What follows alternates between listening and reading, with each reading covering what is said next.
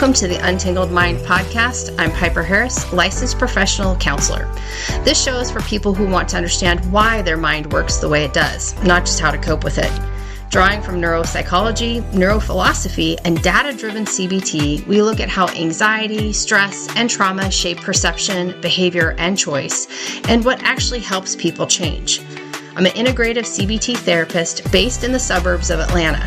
Each episode is designed to teach you something concrete: how to recognize what's keeping you stuck, how to interrupt unhelpful patterns, and how to move forward with clarity and steadiness. On today's episode, we continue into part 2 of the Thinking About Thinking series. Today, I discuss what I read over holiday and what I highlighted and what it says about how I think. We dig into metacognition, responsibility, and relational dynamics. Let's get to it.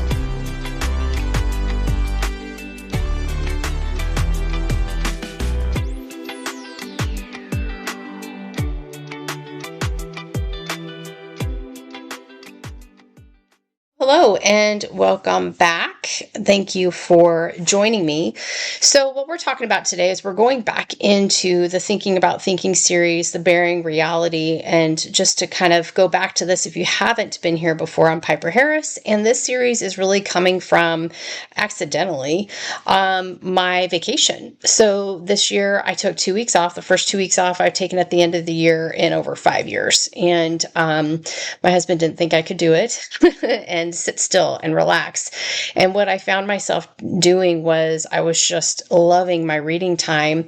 And as I was reading, I recognized some patterns in what I was reading, what I was highlighting. And that's really how this series came to be. So it really was a shift that I noticed from reading, and then I'm noticing what I'm reading, and then I'm reflecting about what I'm reading. And what came throughout my process is then I actually invited in AI to help me collaborate on my thinking, not just to shortcut it, not just to affirm what I was reading, but just to really see like what's going on with my thinking.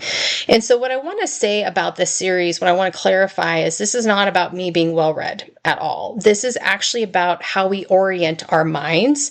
So again, I didn't plan this project or this series. I accidentally discovered this one, and that's what I want to talk to everybody about. So this part 2, last part of the series, I simply just laid out for you. You can read about this on the blog or listen to the previous episode 73. I just really laid out what I read, and I shared the highlights. So you can read those. I didn't give any information what I thought about them. I just wanted you to see what those highlights were. So as I was going through this on my vacation, I uploaded everything that I highlighted to AI. Just to find patterns. I was like, I need to use AI. I use AI all the time for business practices. How can it assist me in recognizing my patterns? So today I want to talk about what the highlighting revealed about my own thinking. And it really broke into 3 different clusters. And again, you can read part 2 on the blog for this as well.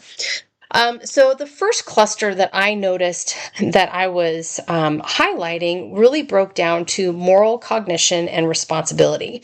So I have a really deep attraction to agency, moral judgment, sacrifice, duty, and order. That's a lot.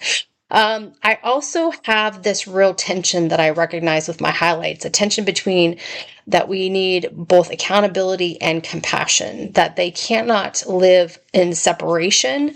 But I saw that there was definitely a tension between those two of accountability and compassion. And finally, there was a real interest when I was highlighting things in nihilism, and I'll explain that a little bit more. Meaning or purpose, meaning in life, and attention toward the good. This is the capital G. So what I want to do is slow down for a moment, because even I had to ask myself, what does all of this actually mean? This attraction, this tension, this interest. So when I looked at my highlights, I could definitely see a pattern, as I said, and I pay attention to conditions which people lose meaning. And so that's when they're suffering, maybe they feel pointless. They feel like the suffering is pointless, when their agency really collapses, or when coherence really breaks down. And so that's one pole of what I was focusing on. The other pole is that of nihilism. In the clinical sense, it's not just nothing matters, but nothing can be made to matter. So it's that demoralization that I really pay close attention to. It's that learned helplessness. It's despair. So I noticed these two really enormous poles, two different ends of the spectrum. But then I also noticed that I was highlighting passages that move in kind of an opposite direction from this kind of more, I guess you could say, negative pole toward responsibility, sacrifice, finding belonging, communion, and what I would call the good with a capital G. So that's not like I just want to feel good. My clients, they have learned from me that don't come in and tell me that they want to find happiness and feel good because that's not clear. But what I mean is not just a good feeling, not just like a comfortable path in life, but what the moral and spiritual good is, the kind that asks something of you in return, and something that asks something of you and forms you in return. So there was this movement in what I noticed I'm paying attention to with my reading. And so what I recognized is my reading and my highlights moved from meaning and collapse on one end toward meaning and formation on the other. So in between these two poles, right? So you're seeing that some people saw meaning as only collapsing them, and some people moved toward meaning that formed them. And in between these two poles is this question of orientation. And that's ultimately how this series kind of came to be, and what I've learned on my own is how do we turn toward what is good, true, and worth suffering for? How do we endure pain without being destroyed by it or numbing ourselves to escape it, right? And how do we avoid the trap of sentimentality, which offers, comfort without this coherence? And so that's really part of the answer to the question of why I highlighted what I highlighted. I'm not just collecting ideas for entertainment. I do that at night. I read fiction books at night. But what I'm paying attention to is how I resist nihilism and I move towards something worth living for. And that really is seen in my work. And honestly, it's in my life. And that's the center of this. It's not feeling better, but orienting toward the good, the big G, even when it costs us something. So before I keep going on, I want to kind of list out how I recognized some of my own definitions of what I was highlighting and just how I was making sense, obviously, through the use of AI of what I was doing. So I want to kind of define some of these things. So when I say nihilism, what I mean is that that meaning of collapse, that demoralization or that helplessness. I was reading that. Meaning, big M, is what gives us all coherence, purpose, and identity. The good, the big G, what I'm saying here, the definition here is what is morally, relationally, spiritually worth suffering for. Orientation, which is ultimately what I want to teach you through this series, is how we move from collapse to formation. Sentimentality, if you hear that, I apologize. I have a new computer and I don't know how to use HPs. I'm a MacBook person, so it's actually shocking that I know what I'm doing right now. All that to be said, I apologize. So sentimentality. I believe that this gets rejected because it bypasses cost. I reject it, excuse me. Sentimentality is fine, but you can't only embrace that because it bypasses cost and we learn through cost, if that makes sense. And obviously CBT is the overlap right here, right? And overlaps with also agency, coherence, and responsibility. And then ultimately, what you'll hear with what I went through in understanding my thinking about thinking is theology really does overlap here, and it's through suffering, sacrifice, love, and endurance. So that's the first cluster. So moral, cognition, and responsibility. So again, I noticed that I had an attraction to agency, that there was definitely a tension between this accountability and compassion. And I really noticed that there was this interest in nihilism and how we orient toward the good. So the second cluster that I recognized with all these highlights through the use of AI is cognition, emotion, and the brain. Okay.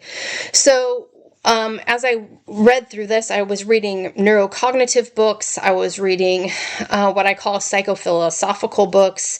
I was reading psychological books. I mean, I was just kind of devouring any book I could get my hands on. What I recognized first and foremost, and this is not a surprise to me, but it's something that I obviously highlighted a lot of, is that when there's cognitive load, where we're focusing attention, especially in our frontal lobe or frontal cortex, we have a loosening of impulse control. So emotion and cognition are not really binary, as all of us have been told, right brain, left brain dynamics, but they do have some competitive dynamics, but they need to work in unison. And also, what I recognize through this kind of cluster of cognition, emotion, and the brain is that if we can develop a way to orient ourselves to look at the way that we're thinking, not fall prey to the way that we're feeling, we can then form our suffering as information. So this is another cluster that I recognized when I was doing my reading. The third cluster was really around what I call relational anthropology. So what I mean here is that what I was highlighting shows that human beings, we have a deep desire for communion, for this belonging, for this interdependence. And so many of us refuse it. So many of us don't know how to embrace it. And so many of us I think of us as like baby giraffes. Have you ever seen them when they start to learn how to walk on their legs? Like stepping into this relational dynamic of communion and belonging is very scary. And you're that little wobbly-legged, cute little giraffe that's trying to use its legs. The other thing I recognized in this cluster is that I really am against this idea of instrumentalizing persons, meaning that a diagnosis is not who you are, right? You're a complex being. And so when we hear this a lot in cultural terms now, it's like, well, I'm ADHD or I'm bipolar. I've talked about that before if you followed me, where I'm like, stop using these words. For example, I've had people come to me say, I've got trauma. We assess, I use the DSM, I do all the diagnostics that I need, and ultimately, sometimes I have to say, what you went through was very traumatic. We are not saying that it wasn't traumatic. However, when it comes to diagnostics, it is not trauma, if that makes sense. This is not PTSD. And so we have to work through that. And with that relational anthropology, and when I'm working with those individuals, I have to say, there is a human dignity that belongs to you with the trauma that you endured. And there's a moral seriousness that's connected to this that more than likely is affecting your belonging. But it doesn't necessitate that I need to diagnose you with a certain diagnosis, if that makes sense. So anyway, what I found is that how my mind clustered these highlights really revealed what I value. And that was what was so fascinating about what I was doing, about this practice of orientation. On a personal note too, what I really discuss about is that came about with my highlights. And this is just going to be the most personal note, because I really am trying to share what I learned, not as a psychological, a focus of Piper's brain. That's really not what I'm trying to do. I'm trying to show you the process of orientation, this metacognition that I think is so valuable to everyone. What I noticed, well, no, I won't say what I noticed. What AI pointed out to me is that I have a real aversion to sentimentality. Meaning this is that it's not necessarily that I don't believe in sentimentality. That is not it at all. But I reject the idea that comfort can be offered without cost, or that compassion can be meaningful without responsibility. I've always been suspicious of frameworks that promise this relief without some sort of formation, without some sort of shift or integration, or that attempt to soothe suffering rather than make sense of it. This was an enormous highlighted area, this idea of sentimentality and suffering. It was huge. And on a personal note, you can read more about this in the blog, I really had to take some time and say, why am I so focused on this? What is this here? And frankly, when AI pulled it to my attention, like, you focus a lot here, I had to take a step back and say, where have I heard this in my life? This aversion to sentimentality. And I can tell you, my husband has told me before, I think that you're probably much more compassionate to your clients than you are to me. And that was hard to hear. It's hard to say it out loud, but I had to understand what he was saying. And so I recognized that this is an area that I need to tread very carefully with. And so what I also noticed with AI pointing out to me that I have real difficulty with this idea of sentimentality is that I recognize that it formed early in childhood. This is definitely a attachment wound. In my home growing up, I took sentimentality as something that was definitely invalidated or mocked. And I want to be clear, this is how my child's brain interpreted this, okay? As an adult, I can look back and I recognize this is a child's mind. This is my mind making sense of things. I'm not trying to attack anyone, but this is my belief, is that, sentimentality was mocked and invalidated. And so I had to learn how to make sense of this dismissiveness of sentimentality, right? That it was kind of like this frivolous thing. And that unless I produced a status or achievement or even financial gain, there was nothing really to it. Like, there's no room for this, Piper, kind of idea. And so from a very early age, I learned that suffering was not something to be sympathized with, but it was something that I had to endure. And ideally, I endured it without paying attention to it, because I'm young.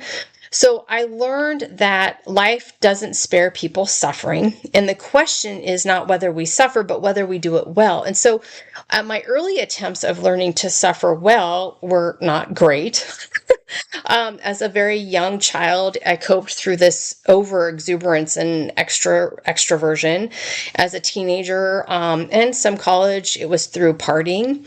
And then as I got a little bit later in college, in my early 20s, it was through this over performance. And I shared a little bit in the blog that rather than focus on the suffering that was causing me pain, I was like, well, I'm just going to suffer through. So I worked 3 jobs while going to school to get my undergrad in psychology. I literally slept in between classes in my car in my jobs to study this field that I wasn't even really in yet, because I didn't have the language at the time to be able to say I'm suffering.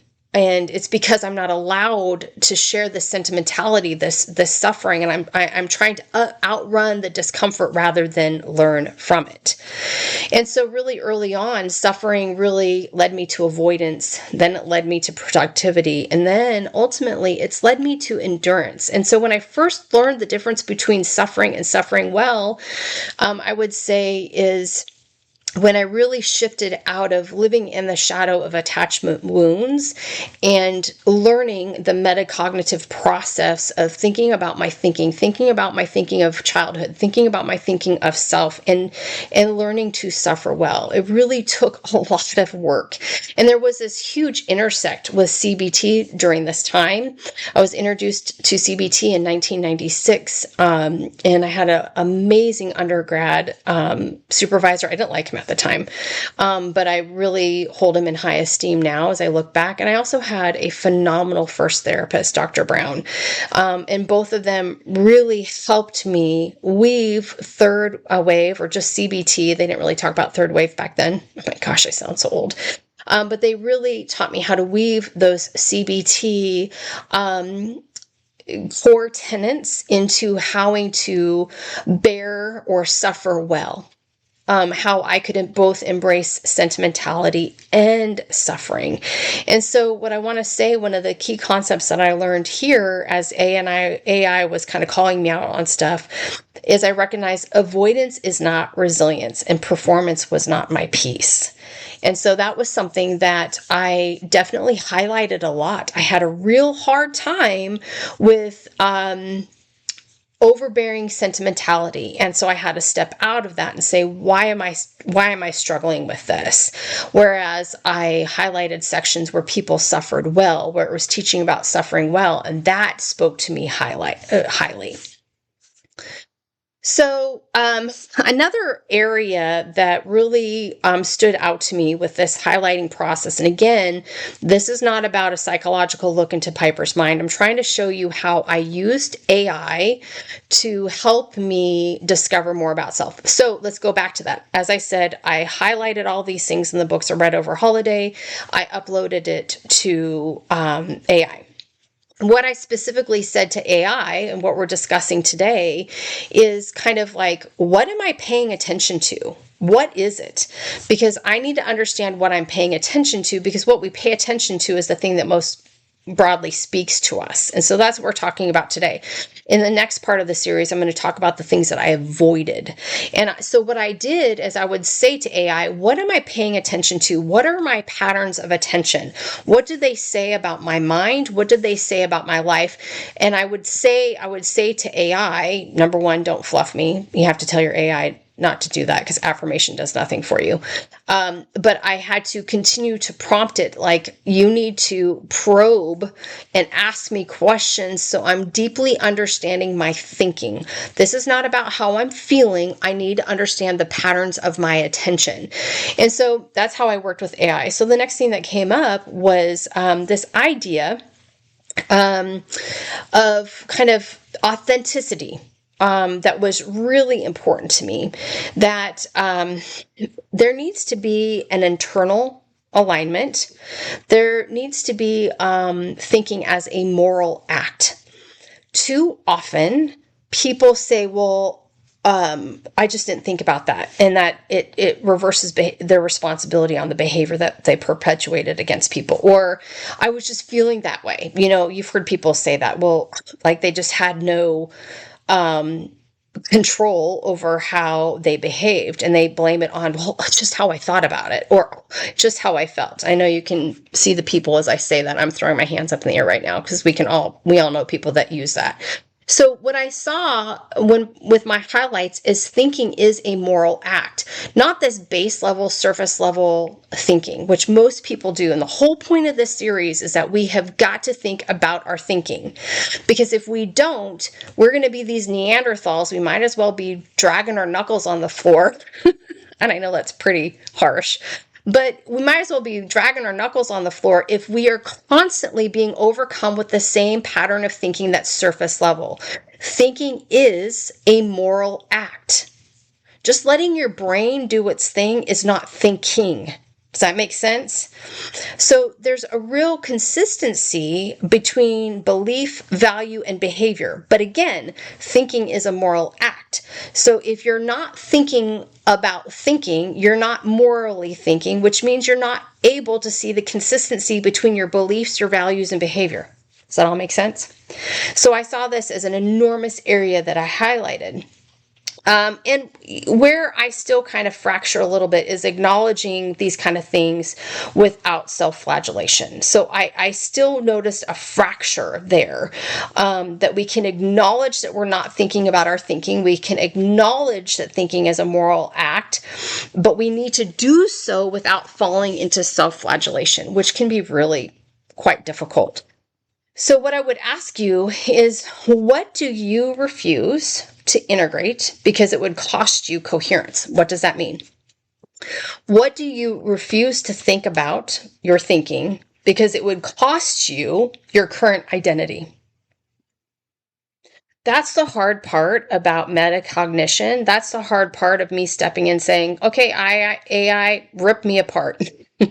Tear me to shreds. I read a book a couple years ago that did the same thing by James Hollis. And it it forced me to think about my thinking. And do I want to integrate this information that I'm learning? Because it's going to cost me, because it's going to tear me up, or am I just going to ignore it? And that's a really important part about this series, and about as you're going through reading or your thought processes, capturing yourself saying, wait a second, is this the same thought that I've had for the last 20 years?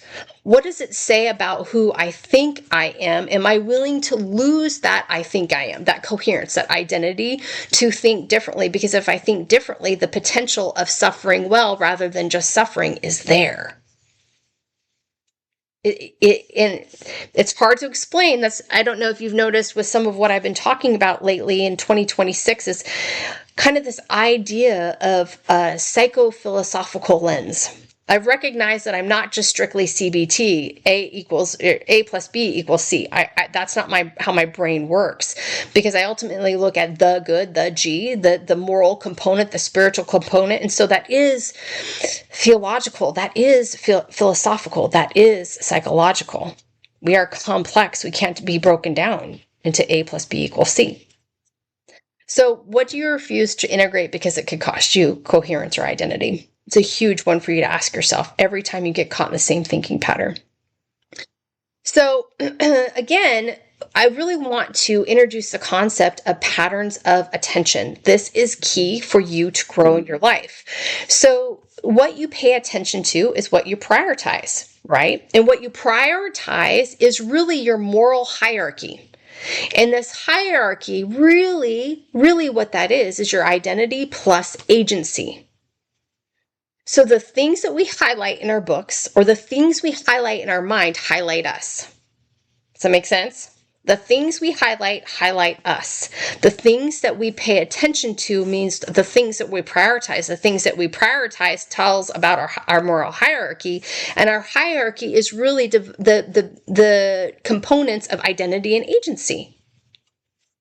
So what we attend to absolutely matters. And what we avoid matters even more, even more.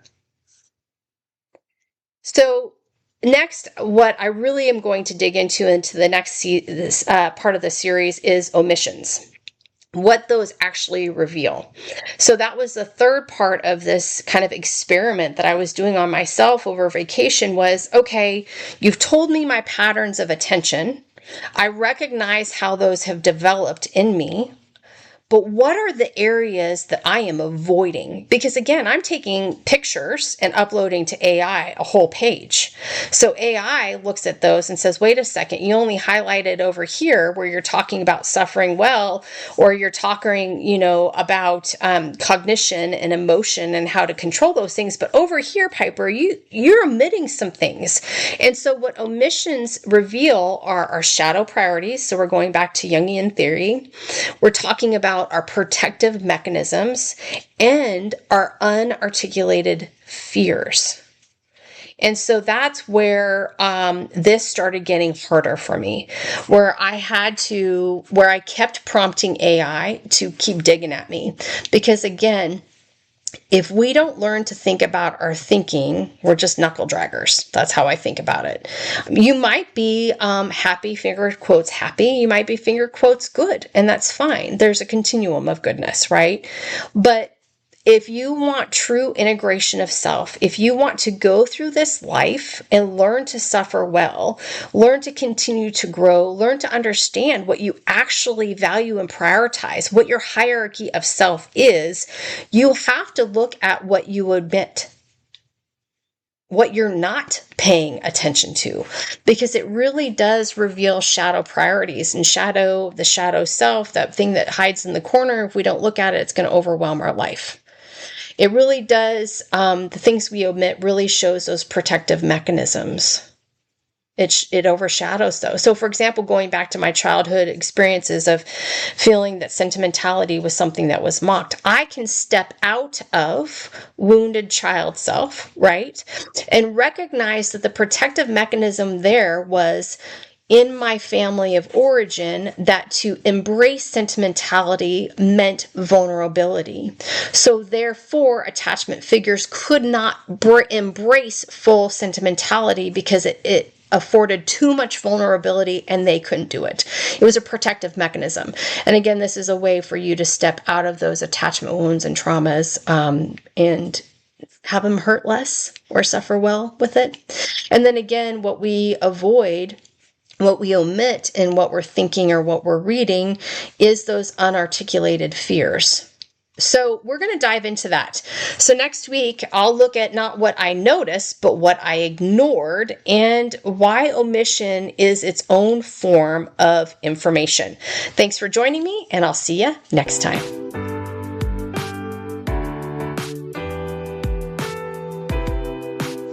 That brings us to the end of this episode. Thanks so much for joining me. I hope you learned some tools that can equip you to untangle your mind and untangle your life.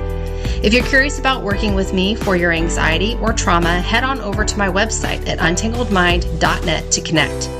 If you enjoyed the show, please rate and review me on your podcast listening platform and share it with your friends and family. As always, thanks so much for listening to me, Piper Harris with the Untangled Mind podcast. I'll talk with you next time.